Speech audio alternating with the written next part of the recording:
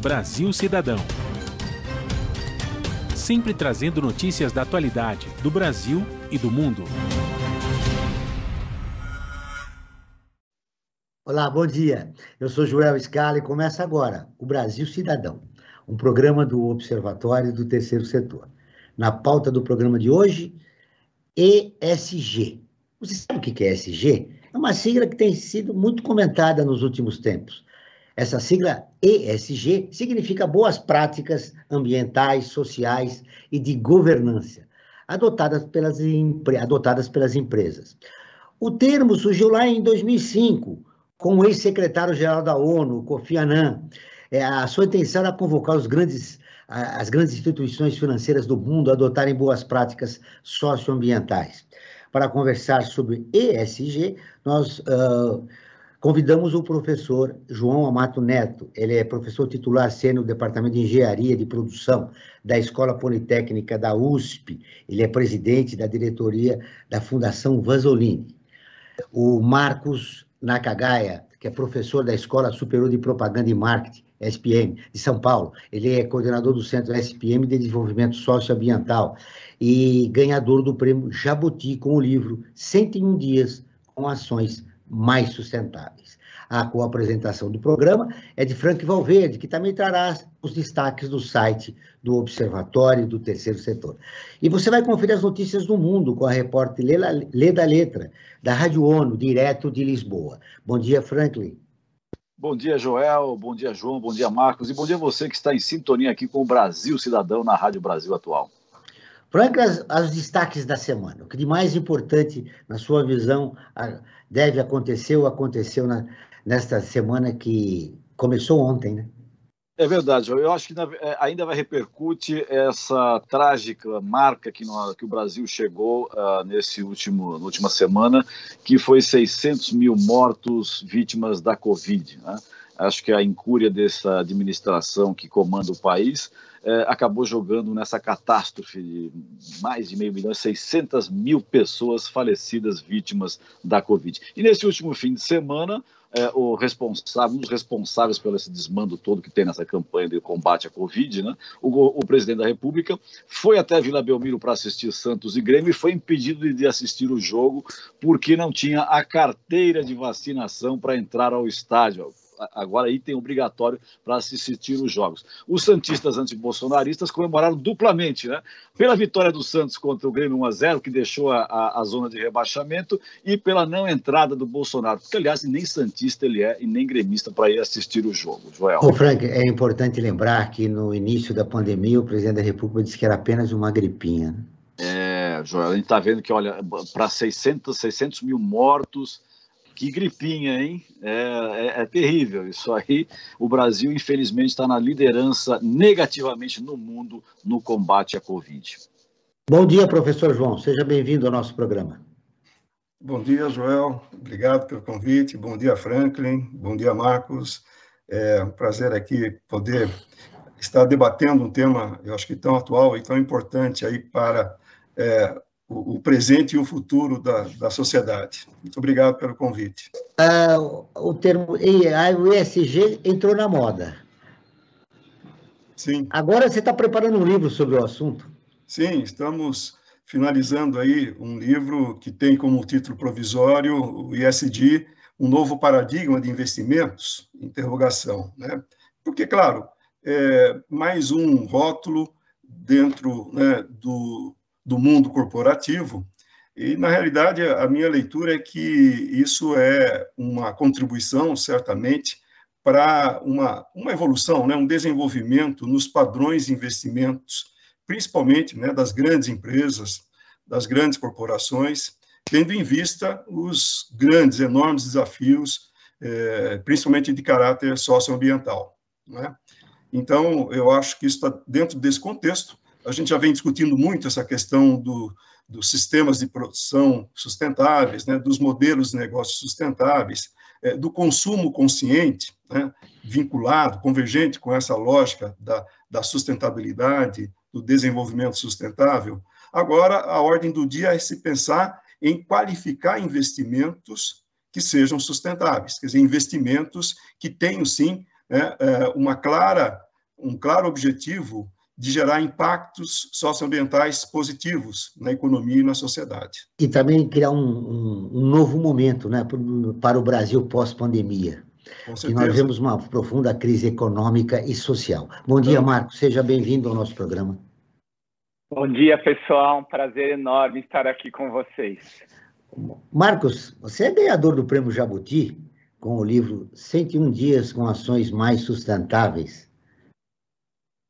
Pois é, a gente tentou aí no livro passar todo esse movimento ambiental, social, econômico para a vida das pessoas no seu dia a dia, né? Inclusive agora estamos com 30 vídeos lá no YouTube, Dias Mais Sustentáveis, apoiado pela Klabin, para trazer todo esse conteúdo aí do livro também para o público em geral no YouTube, uma vez que tem muita gente digital aí. E isso é a base, inclusive, que todas as empresas também deveriam colocar, né, na sua gestão, na sua organização. É quase que uma evolução, né, da empresa para essas questões em que nos é muito caro ultimamente, ambientalmente e socialmente. Como é que nós construímos um dia mais sustentável, Marcos? Ah, com certeza, tomando decisões não só financeiras, econômicas, mas também que vejam seus impactos ambientais e sociais. Muitas empresas, por conta do seu quarter, da sua meta, do seu lucro a qualquer preço, a qualquer custo, fizeram o que estamos vendo aí mundo afora, com a questão de desmatamento, com a questão dos recursos naturais, recursos hídricos. Então, agora está no momento em que as nossas decisões também sejam balizadas, não somente no retorno financeiro, mas também no seu retorno ambiental e social. Segundo o Google Trends, que é uma ferramenta que mostra o volume de buscas sobre um termo no Google, a procura por ESG atingiu seu nível mais alto em 2021, sendo 4 vezes maior do que a média de 2020 e 16 vezes maior do que a de 2019. De acordo com dados da Associação Brasileira de Entidades do Mercado Financeiro e de Capitais, em 2020 havia cerca de 700 milhões de reais em fundos ESG no Brasil, um número 3 vezes maior do que o ano anterior. Muito bem. Qual a importância de se falar em ESG nos dias de hoje, professor João? Olha, eu acredito que essa onda não seja uma onda, né, de curta duração. Passageira. Não é uma onda passageira, certamente. Quer dizer, é um movimento que vai condicionar, de fato, né, todos os agentes e atores da sociedade, principalmente empresas de grande porte, que detêm a governança em suas respectivas cadeias produtivas, as suas cadeias de valores, né? Vale dizer, grandes corporações, principalmente aquelas que produzem para o mercado global, arrastam consigo, né, uma grande rede de outras empresas fornecedoras, empresas parceiras, e tem uma responsabilidade muito grande, né, não só do ponto de vista dos seus mercados consumidores, mas do ponto de vista, sim, dos seus efeitos em termos do meio ambiente e em termos sociais. É claro que a gente tem, ainda que eu diria que algumas poucas e raras empresas que já são de referência, né, do ponto de vista das suas práticas socioambientais positivas, além, claro, de terem sustentabilidade econômico-financeira, mas eu acho que é um movimento, eu costumo dizer que, usando uma figura de linguagem, ainda é uma ponta do iceberg, né? E esse iceberg tende a emergir rapidamente no mundo dos negócios, né? nas economias de uma maneira como um todo. Isso não por talvez uma decisão autônoma das corporações, mas por um movimento natural, né? das sociedades de maneira geral, ou seja, por pressões sociais, né? Por modelos de negócio e por sistemas de produção, olhando o lado real da economia, né? Que sejam de fato sustentáveis. Quero dizer, que não seja apenas um discurso, né? Que essas práticas corporativas não recaiam lá no famoso greenwashing, né? O maquiagem verde, ou social washing, né? O social washing, a ideia de você fazer alguma filantropia empresarial de pouco alcance, que, de fato, isso não significam ações transformadoras. Agora, é importante também ter claro que, além das estratégias das corporações, o Estado, vale dizer, os governos em todos os níveis, têm cada vez maior responsabilidade nesse processo de transformação positiva, né?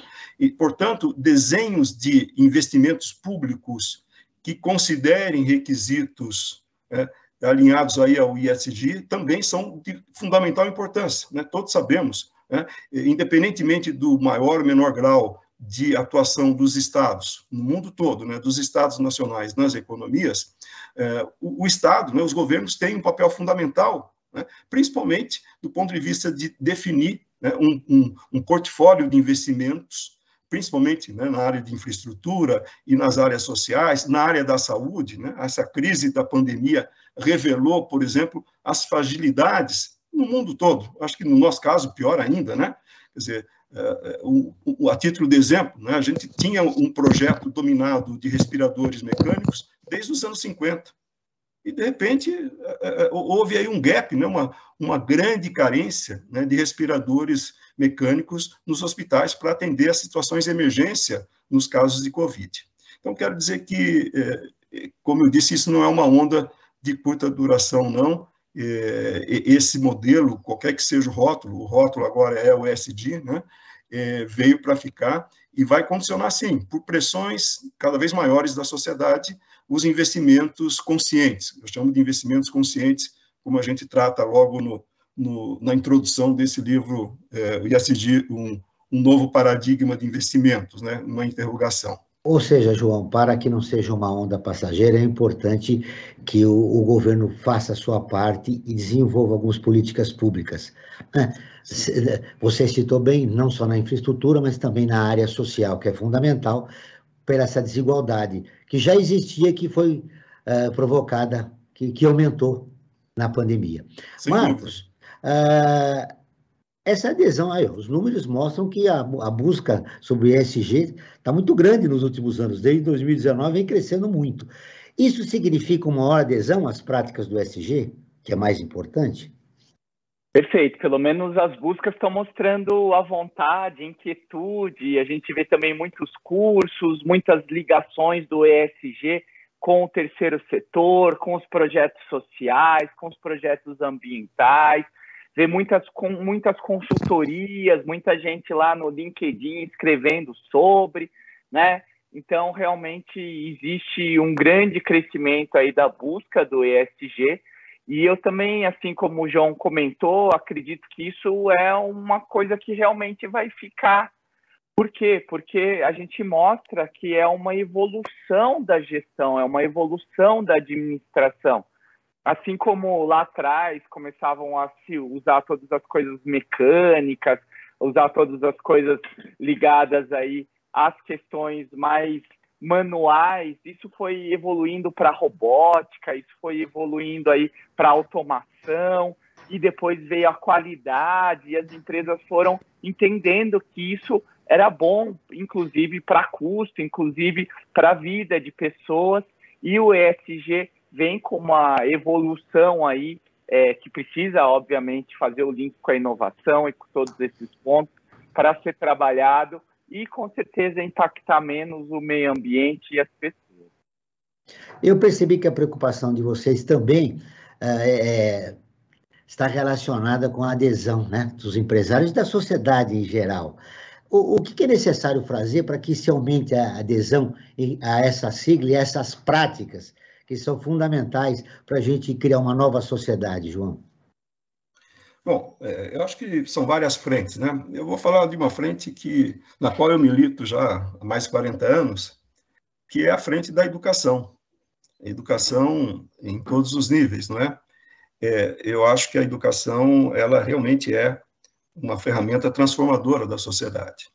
Então, eu acredito que em todas as áreas de conhecimento, em todas as categorias de ciências, né? Quer dizer, incorporar, eu diria, inocular esse vírus, no bom sentido, né? O vírus da sustentabilidade, o vírus de projetos que tenham, sim, impactos transformadores na sociedade, do ponto de vista ambiental e social, uma missão dos educadores, né? Eu vou apenas citar como exemplo, né? Há uma disciplina que eu criei, ministro, desde 2011, chamado Sustentabilidade e Produção, né? É uma disciplina do 5º ano de Engenharia de Produção da Escola Politécnica da USP. E, dentre os critérios de avaliação, o principal é os alunos em grupo desenvolverem um projeto, né? Um modelo de negócio sustentável. E, para isso, eles partem lá do famoso painel dos 17 ODS, né, dos 17 Objetivos de Desenvolvimento Sustentável da ONU, e vão eleger alguns, né, pelo menos alguns desses objetivos, que vão nortear, que vão inspirar os projetos, né, e vão ter que justificar muito bem, né, que esses projetos não são viáveis apenas do ponto de vista técnico e econômico, né, e que são, sim, viáveis do ponto de vista social e ambiental. E aí é uma concorrência, eu diria que salutar, entre os grupos, né, para depois participarem do ranking dos melhores projetos. E o debate tem sido muito, muito rico, né? Essa ideia de também adotar uma metodologia ativa de aprendizagem, onde os alunos são questionados e eles vão buscar soluções, vão pesquisar, né? Que a pesquisa não é algo restrito a pesquisadores, isso é importante também nesse modelo de ensino-aprendizado que a gente defende, e eu acho que essa é uma frente importante. Agora, claro, há outras frentes, eu diria que a informação, o papel muito a propósito, né, agora da premiação dos 2 jornalistas com o Prêmio Nobel da Paz, né, quer dizer, o papel da imprensa nas sociedades, né, temos aqui alguns jornalistas, imagino presentes, né, o Joel, o Franklin também, esse papel é de fundamental importância, tá certo? Quer dizer, eu acho que ele acrescenta, né, ao desafio de uma educação transformadora, né, a conscientização da sociedade. Portanto, eu diria que essa perspectiva de transformação da sociedade, né, em um modelo de desenvolvimento sustentável, né, tem, nesses 2 pilares, alguns dos mais importantes. Claro que o empresariado tem seu papel, os governos, a gente já comentou aqui, tem, né, o seu papel, os respectivos papéis, adotando aí posturas comprometidas com esses, né, com os 17 Objetivos de Desenvolvimento Sustentável. Só a propósito, Joss, me permite mais meio minuto, eu costumo também sugerir a todo mundo aí que eventualmente tem oportunidade ou que tenha um planejamento de visitar Nova York, que além dos lugares mais glamourosos lá, a Quinta Avenida, a Broadway, etc., os museus, tudo que é muito interessante em Nova York, visitarem a sede da ONU, a sede da Organização das Nações Unidas, né? Tem lá uma visita orientada, e esse painel ele está presente nos 4 cantos da ONU. Eu diria que, se a gente acredita, não é, que a ONU tem um papel, sim, fundamental em orientar, né, políticas públicas, né, das nações em todos os níveis, essa orientação está muito presente, né? A ONU tem um papel fundamental, né? Pois é.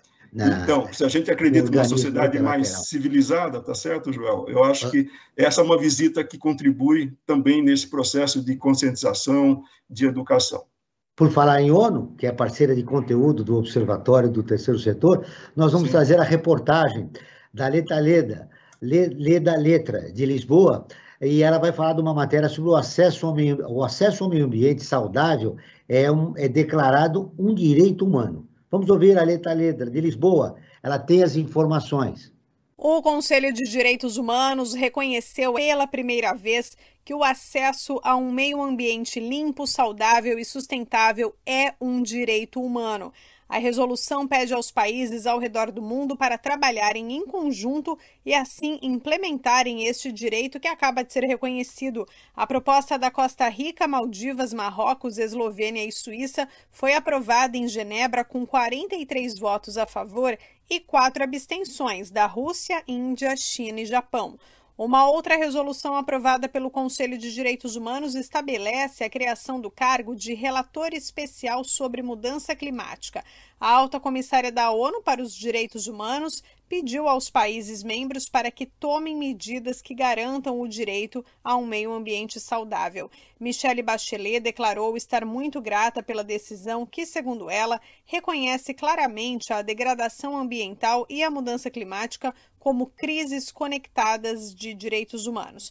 Bachelet sugere políticas econômicas, sociais e ambientais de proteção das pessoas e do planeta.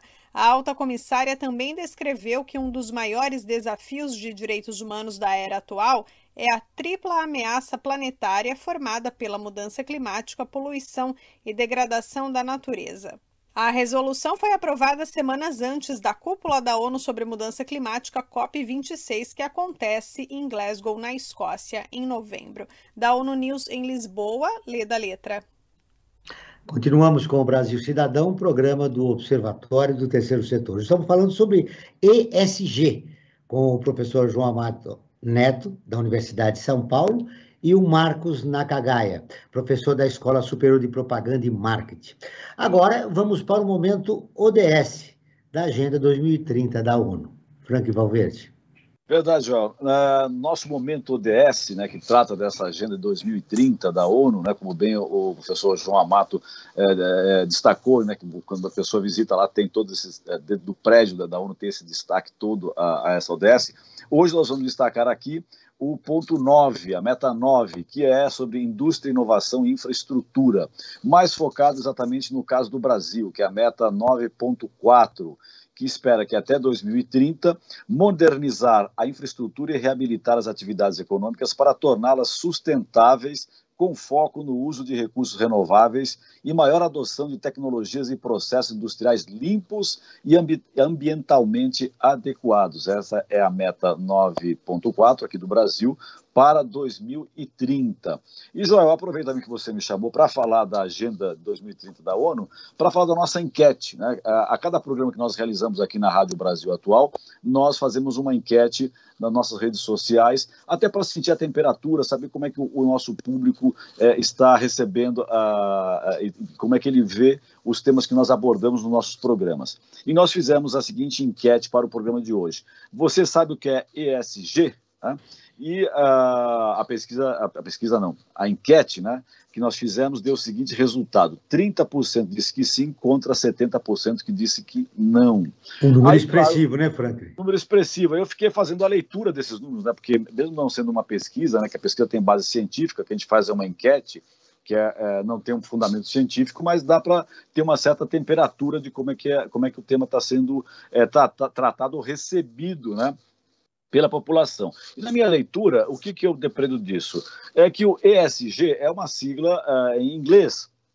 E ao ser traduzida, digamos, para o nosso bom português, se transforma em boas práticas socioambientais e de governança adotadas pelas empresas, né? Ou seja, um nome muito grande, né? E às vezes falta um pouco, digamos assim, de marketing. Nós vivemos hoje uma sociedade que está baseada no marketing, né? Tem o marketing positivo, a gente deve trabalhar esse marketing. Então, eu quero colocar uma questão, tanto para o João como para o Marcos, se não seria interessante começar a trabalhar essa sigla de uma forma um pouco mais fazer com que aproximasse o brasileiro desse significado. Trazer algo como que, se é ESG, empresas com sustentabilidade garantida, digamos, estou focando para debater, não estou dizendo que tem que ser isso, né? Mas empresas com sustentabilidade garantida, que de uma certa forma encurtaria esse conceito e aproximaria as pessoas. O que vocês acham disso? Vamos começar pelo João, por exemplo, para discutir essa questão.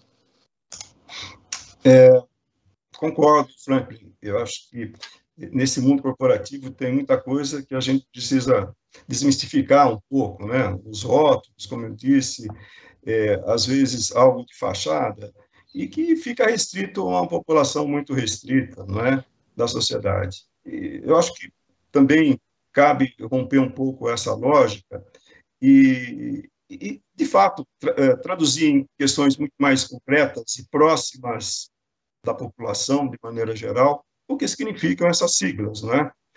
Eu acho que, de fato, essa preocupação tem que ser de todos, né? Como eu disse, a educação como um bem público, né? e nesse caso também tem que ser difundido aí os conceitos, o que eles significam na prática cotidiana das pessoas, das organizações.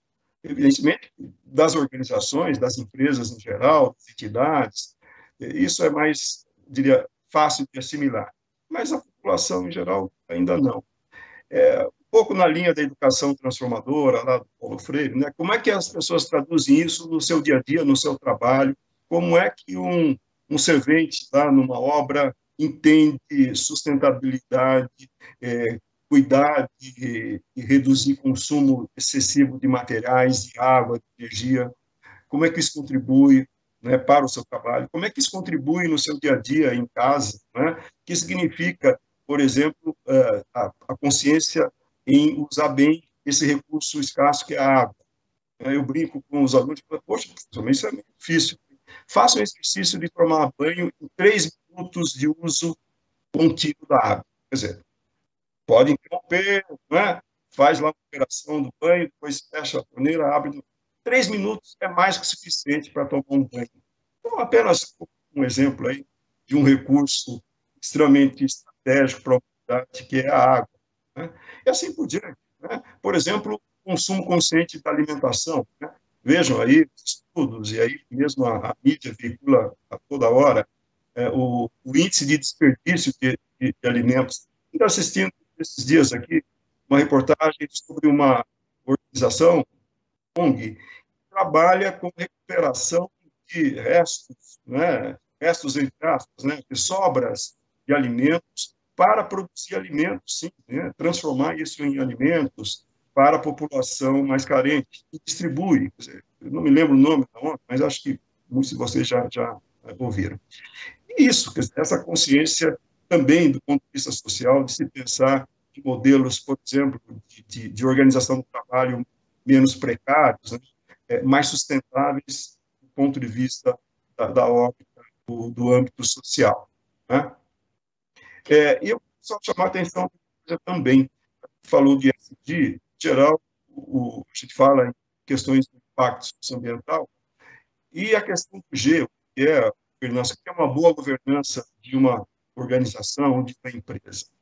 Nada mais é do que o respeito a normas específicas, né, do setor na qual a empresa ou a organização atua, né, as regras de bom funcionamento, as boas práticas do ponto de vista da orientação jurídica, né, de funcionamento daquela entidade, de aderência à legislação da região, do município, do país.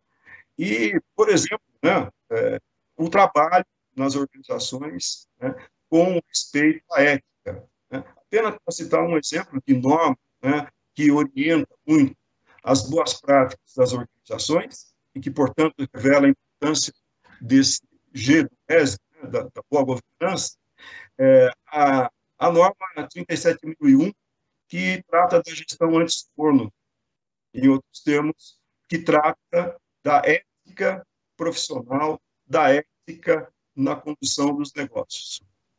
Olha que interessante. Marcos, eu quero a sua opinião a respeito da pergunta do Franklin. A sigla está afastando um pouco a sociedade a respeito da importância do ESG? Sim, eu acho que cada vez mais a gente precisa traduzir todos esses termos empresariais, né, para a população como um todo. Nós fizemos uma pesquisa aí com quase 1.000 pessoas junto ao pessoal da MindMiners e 30% só conhecia, por exemplo, os famosos ODSs que o Franklin muito bem citou, né? Mesmo estando nessa grande massa, por exemplo, na Rede Globo, né, aparecendo os ODSs lá o tempo todo. E mesmo assim, tinham vários dados importantes de mudança de comportamento, principalmente pós-pandemia, que as pessoas estavam, sim, cada vez mais fazendo atividades como reciclagem, economia de água, de energia, até porque está caro também, né? Diminuindo a quantidade de carne, que também está caro, né? Então, se a gente coloca do ponto de vista econômico, né, econômico e ecológico, você vai ter algumas decisões aí que acabam sendo ajudados também por essa questão financeira. Porém, existe uma geração mais nova chegando, né, a geração Z, a geração Millennium, que elas, na hora do seu consumo, estão decidindo por questões ambientais, estão decidindo por questões sociais, não somente por preço, não somente pela questão do valor econômico e agregado do produto. Então, algumas pesquisas aí, como o da Nielsen, mostram que 75% dos consumidores do Millennium, né, que são os Z e todos esses mais novos, pagariam mais por produtos mais sustentáveis. E nessa pesquisa que fizemos com o pessoal da Mind Miners, mostrou aí realmente um trabalho bem interessante, com 65% das pessoas já parando de consumir de empresas que tenham problemas ambientais e sociais, o famoso cancelamento, né? Então, cancelando a marca que não faz o seu trabalho corretamente, eticamente, dentro das questões ambientais e sociais. As novas gerações estão associando o produto com as práticas ambientais mais saudáveis na sociedade. Isso é muito bom. Ô Marcos, o ESG representa uma mudança de funcionamento para muitas empresas e instituições. Na prática, elas podem ser, tem várias iniciativas, como reduzir, por exemplo, a emissão de gases do efeito estufa, preservar a biodiversidade natural, melhorar as condições de trabalho. O professor João citou isso, promover a inclusão de minorias e principalmente ser mais transparente nas ações. As organizações já estão caminhando nesse sentido? Sinto que as grandes organizações, já desde o final dos anos 90, né, principalmente com o Instituto Ethos de Responsabilidade Social, muitos associados do CBEDS, do Conselho Brasileiro de Desenvolvimento Social, o braço do WCBS daqui do Brasil, eles têm estimulado muito essas empresas a trabalharem com essas questões que você comentou, Joel, não só essas questões, mas também com várias outras que esses próprios indicadores trazem aí já desde o final dos anos 90. Só não se chamava ESG, né? Mas se falava assim de governança, se falava assim de desenvolvimento comunitário, desenvolvimento dos funcionários, sim, se fazia os indicadores, se comparava com os próximos, as empresas próximas que estavam cadastradas dentro do próprio Instituto Ethos, o próprio ISE, né, o Índice de Sustentabilidade Empresarial da B3, que antigamente era a Bovespa, já verificava esses indicadores de governança ambiental e social. Então, é uma trilha muito já percorrida pelas grandes empresas, os próprios departamentos, né? Eu trabalhei em departamentos na Philips, na Nestlé, dentro dessa área que hoje chamaria de ESG, naquela área de sustentabilidade corporativa, sustentabilidade empresarial. Porém, como o João bem colocou, né, agora a gente tem os novos olhares, os stakeholders muito importantes aí olhando para tudo isso, que são os investidores. Naquela época se fazia todo um movimento para os investidores, desde 2004, com grandes movimentos, como você falou aí na ONU, chamando os banqueiros, chamando os investidores. Porém, pós-pandemia, parece que o pessoal acordou, né? Viu que o mundo realmente está conectado, que as crises sanitárias, ambientais, podem sim afetar os recursos, os investimentos, os retornos e financeiros, né? E aí falaram, opa, então acho que é melhor a gente levar isso em consideração também. E lá em 2020, o maior fundo de investimentos do mundo, né, que é a BlackRock, com seus trilhões de dinheiros aí sendo gerenciados por eles, o Larry Fink fez uma carta falando que, pessoal, não rola mais, precisamos investir em empresas que são sustentáveis, tenham governança, tenham questões ambientais e sociais nos seus scores, assim como o quarter, o trimestre, a meta e todos os índices financeiros. Para mim, o ESG é como se você aprendendo de novo a administrar, né? Como se você estivesse de novo aprendendo a administrar, porém não só com os numerinhos, né? Ganhou isso, perdeu aquilo, sobrou isso. Agora você vai ter que fazer isso também para o social, para o ambiental, para o carbono, para as pessoas, para a fome e assim por diante. João, diante de tantos desafios, como é que as práticas ESG estão sendo adotadas pelas empresas aqui no nosso país? João, eu acho que de forma ainda, eu diria que poucos abrangentes, né? Acho que de maneira pontual, né? Acho que o Marco já destacou um pouco isso. Esse é um movimento que tende a crescer de maneira, acho que, muito rápida, né? Até porque, como a gente pensa, né, o valor de uma empresa, o que é o valor de um negócio, né? Qualquer modelo de desenvolvimento de negócio, né, o Business Plan, lá, o Canvas, tem lá como polo gerador de qualquer pensamento, né, para se pensar em desenvolver o negócio, o valor que a empresa entrega para a sociedade, não é? Então, incorporar nesse valor essa consciência é algo fundamental que vai diferenciar as empresas. O Marco citou aí o caso do ISE, né, o Índice de Sustentabilidade Empresarial, que, fazendo frente aos indicadores convencionais, como o B3, né, o antigo Ibovespa, mostra já isso, essa realidade, né? Se o ISE acho que foi criado em 2005, né, por aí, não é? Ele vinha acompanhando, em termos de valorização das ações, o Ibovespa, então Ibovespa, até 2011. O que acontece a partir de 2011?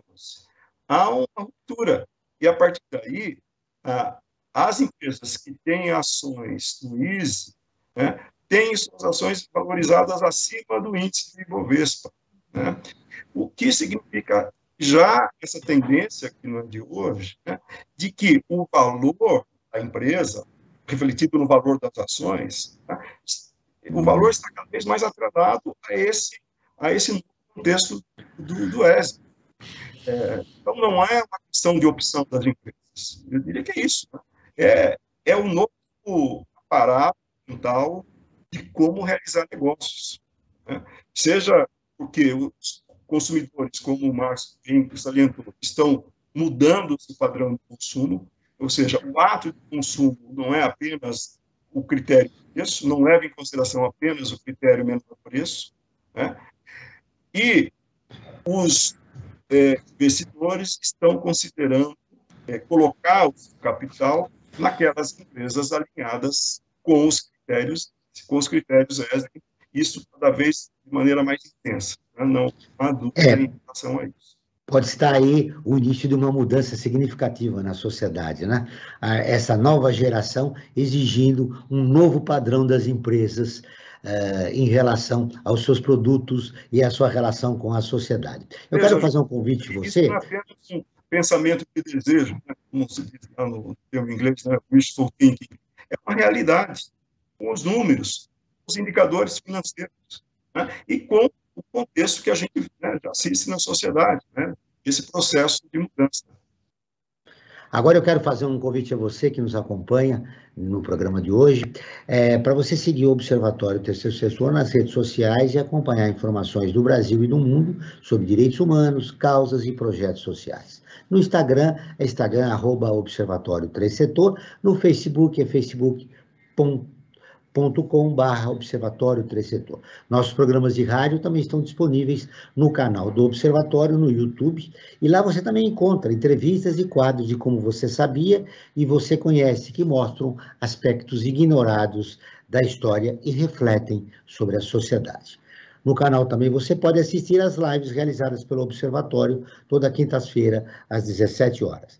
Basta buscar Observatório 3 Setor em numeral, 3 em numeral, setor. Repetindo, Observatório 3 em numeral, setor.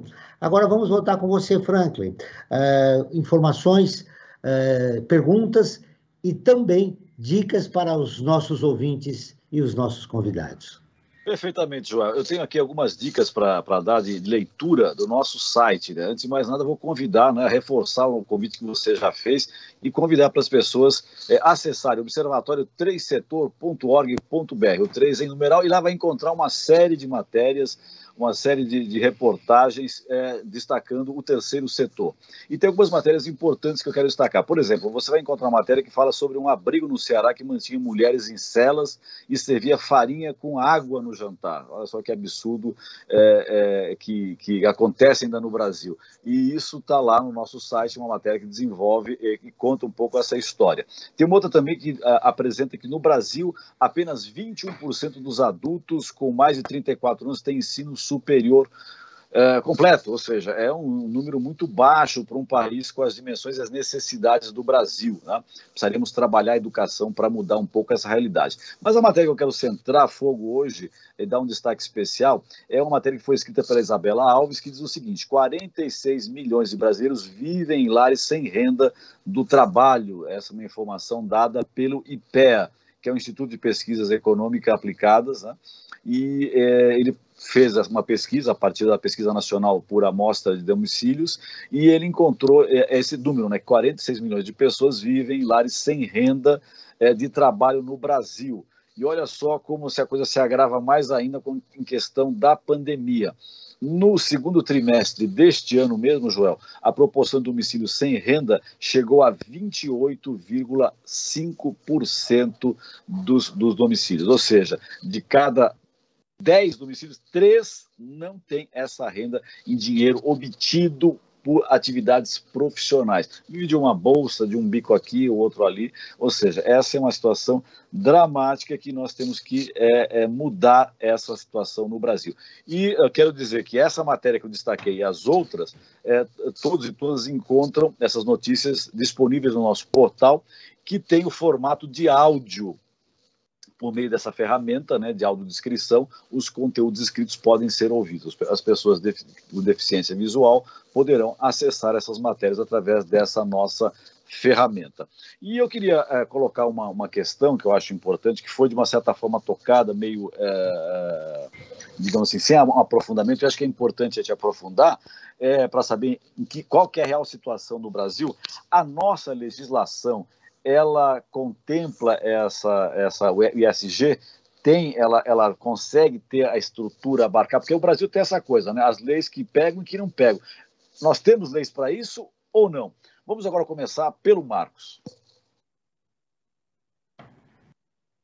Sim, algumas leis ambientais nós temos um patamar bem alto, né? Principalmente quando a questão é dos resíduos, né, a Política Nacional dos Resíduos Sólidos, que tem a lei, tem toda a programação, porém entra, né, Frank, nessa coisa do pega, não pega, né, mas muitas delas, principalmente as multinacionais, acabam seguindo ou criando seus órgãos, suas associações para poder gerenciar esse tipo de ação. A questão do social, que seria o compliance, né, que estaria mais ligado ao compliance do ESG dentro das empresas. Quem está escutando a gente aí, o compliance é exatamente você poder fazer uma boa governança, uma governabilidade, né, seguir as regras da empresa, as leis da empresa, né, senão vira bagunça, né, se todo mundo faz o que quiser, aí a empresa faz as suas leis para você poder seguir essas leis. E muitas dessas leis dessas empresas, internas da empresa, elas acabam seguindo as leis existentes em cada país, principalmente as multinacionais. E no caso da questão social de trabalho no Brasil, graças à CLT, né, também tem uma legislação bem forte. Porém, na área de investimentos, a gente ainda está desenvolvendo, porque ainda é meio que autodeclaratório, eu brinco, né, da empresa falar que tem um fundo ESG, um fundo social, um fundo de investimento social, e aí o Banco Central e os vários órgãos aqui do Brasil estão tentando chegar num acordo dos indicadores, porque são muitos, né, como o João bem citou aí, o ISE também, do próprio Instituto Ethos, tem o GRI, de relatório de sustentabilidade, tem, enfim, tem muitos índices e indicadores, e aí fica difícil a gente saber quem é e quem não é. Muitos jornalistas me perguntam, mas professor, como que a gente sabe que é verdade ou não? Eu falo, sempre busque a auditoria, né? Ver se a empresa está sendo auditada, se tem um terceiro falando, e aí, quem sabe, isso seja verdade. Então, a gente ainda precisa de muitas leis para poder gerenciar esse tal do Deixa eu completar uma informação sua. Desde 2005, a Bolsa de Valores de São Paulo utiliza o Índice de Sustentabilidade Empresarial, o ISE, né, que você acabou de citar.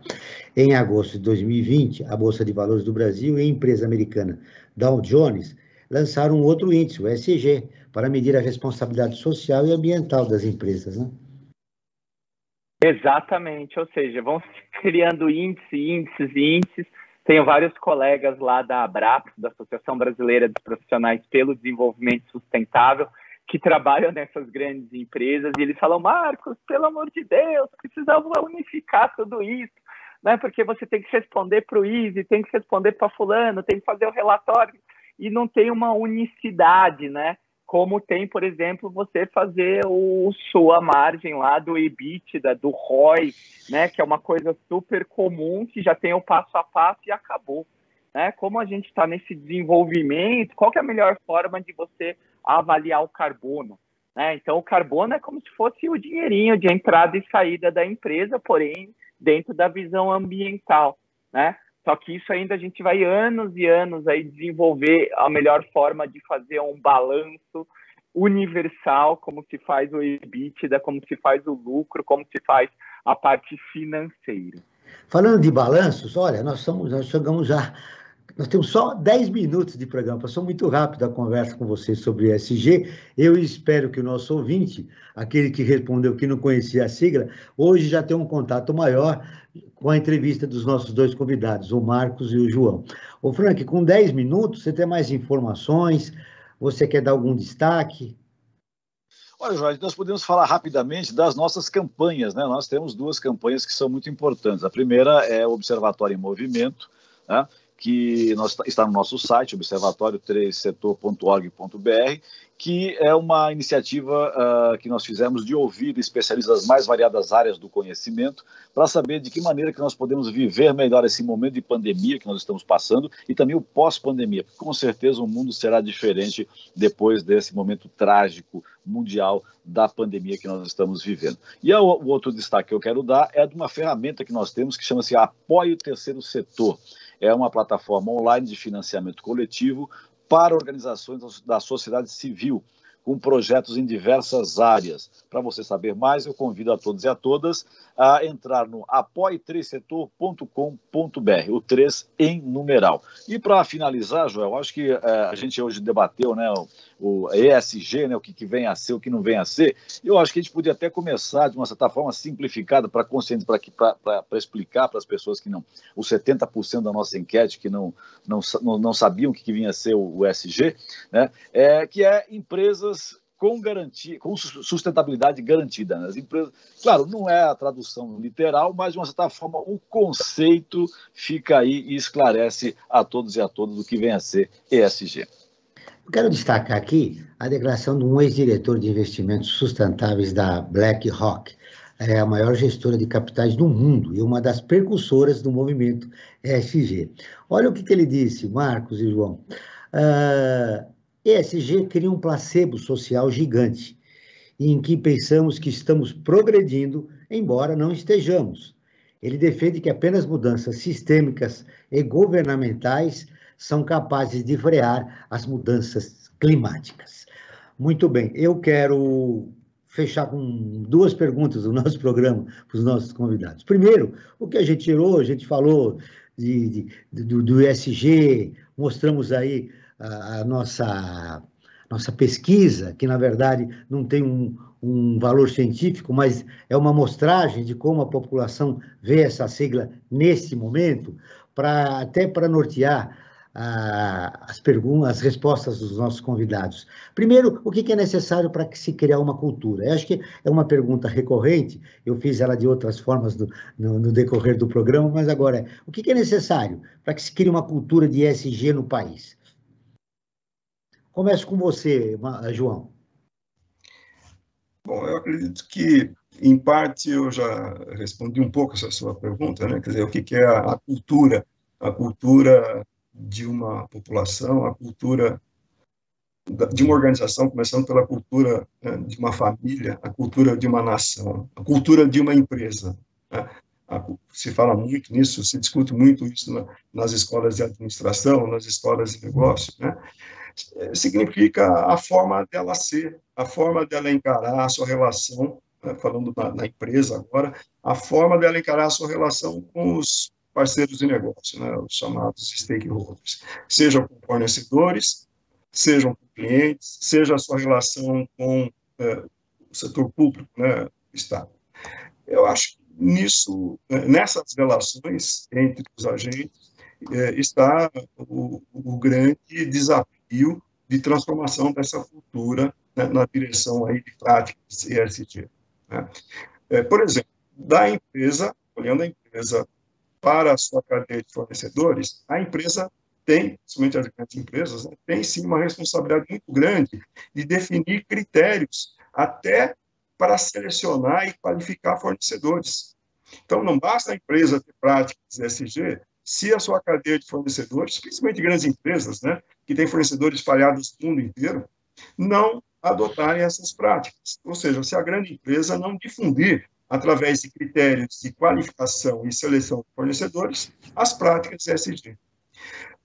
Do ponto de vista para frente, né, a empresa também tem que ter uma consciência ao oferecer seus produtos, né, bens e serviços aos mercados, entenderem que mais que simplesmente vender um produto, elas estão, como a gente já comentou, colocando um valor para a sociedade através desses produtos. E isso também tem um caráter pedagógico, né, do ponto de vista da empresa. Né? Por exemplo, quando uma empresa oferece, olha, esse aqui a empresa trabalha, por exemplo, na cadeia alimentícia. Olha, isso aqui é um produto saudável, vem da agricultura orgânica, estimula a agricultura familiar, portanto, estimula uma transformação social a partir da sua atividade produtiva. Isso também é uma prática que revela um compromisso com o ESG. Por outro lado, a empresa, olhando para a sua relação com o poder público, com o Estado, a empresa que, como o Marcos bem colocou, pratica compliance, ou seja, segue as regras do jogo, não pratica suborno, não desrespeita as instituições e nem faz propaganda para desrespeitar as instituições. A gente, infelizmente, viu muito casos de maus empresários, né, que todos conhecemos, né, difundindo o desrespeito às instituições constituídas, principalmente no nível federal, Supremo Tribunal Federal, Congresso, essas coisas mais, né, ameaçando a democracia, tá certo? Essas empresas, eu diria que essas isso são um mau exemplo, contra esse João, o importante, eu gostaria de terminar a sua fala no programa de hoje com a palavra democracia. O ESG é uma possibilidade das empresas, do chamado mercado, melhorarem suas práticas e se aproximarem das questões reais da sociedade, como os problemas sociais e as desigualdades que existem no nosso país. O Marcos, eu tenho mais 1 minuto e meio para você fazer suas considerações. Mas é isso mesmo. Assina embaixo, João. O que mais importante você gostaria de deixar registrado, Marcos, nesse tema, o ESG, essa proximidade com a sociedade, a importância dela participar, e de que como o campo progressista pode, através do ESG, transformar a sociedade no pós-pandemia? Perfeito, eu acho que o ESG é uma nova mentalidade, é um novo jeito de se pensar, negócios, business, ações, trazer a questão social e ambiental para a sua missão, visão, valores e cascatear isso por meio das várias ações e atividades na empresa. E para o pessoal aí do terceiro setor é uma oportunidade ainda maior, né, de fazer parcerias com essas grandes empresas, porque a especialidade na área social e na área ambiental aqui no nosso país está na mão das organizações sem fins de lucro que batalham aí no seu dia a dia, pelo social, pela comunidade, pelo meio ambiente. Então, agora é a hora de ir junto a essas empresas e desenvolver projetos, ações que efetivamente sejam transformadoras e não somente alguma coisa para ficar bem bonita no relatório. O Brasil Cidadão está terminando. Agradeço a presença de João Amato Neto, professor da Universidade de São Paulo. O Marcos Nakagaya, professor da Escola Superior de Propaganda e Marketing de São Paulo. Esse programa foi produzido pela equipe do Observatório do Terceiro Setor. Na próxima quinta-feira, às 9 horas, acompanhe nosso programa Brasil ODS. Na pauta do programa, Fome e Agricultura Sustentável. Não perca. E ficamos por aqui, sempre na luta por uma sociedade mais justa, solidária, sustentável e tolerante. Até o próximo programa. Ficamos por aqui com Brasil Cidadão, um programa do Observatório do Terceiro Setor, sempre trazendo notícias da atualidade do Brasil e do mundo.